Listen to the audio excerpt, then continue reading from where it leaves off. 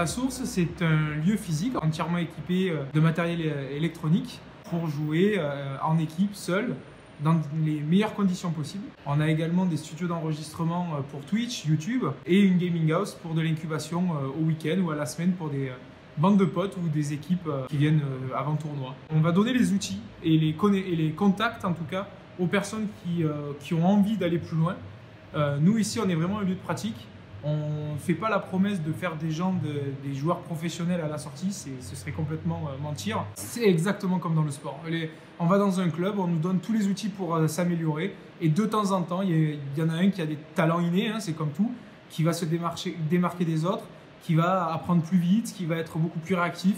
Et bien forcément, lui, il va percer alors que d'autres non. Voilà, c'est comme ça.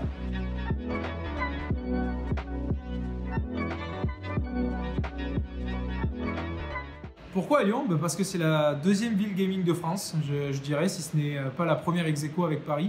Même si tout le monde dit que c'est Paris parce qu'il y a tous les gros acteurs, les gros éditeurs qui sont présents. Avant ces périodes dures, on avait la Lyon eSport par exemple, qui fait partie des plus grosses LAN de France sur du jeu vidéo. On a le Mix-Up qui est l'équivalent, entre guillemets, un peu presque, je dirais, de la Coupe d'Europe des jeux de combat, qui réunit des joueurs du monde entier chaque année. On a des événements après un peu plus familial et casual, comme on les appelle, au travers de la Geek Touch.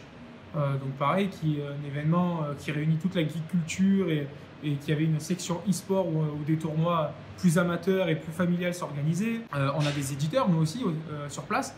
On fait partie des rares villes à avoir des éditeurs. On a Bandai, on a EA, on a Ubisoft, enfin on a Every Tower. Voilà, donc on a des éditeurs qui sont ici. On a l'historique aussi, parce qu'on a quand même eu un très gros patrimoine de jeux vidéo grâce à Bruno Bonnel qui avait monté Infogrames à Lyon. Donc voilà, donc l'ADN du jeu vidéo, il est presque lyonnais plus que parisien, quoi.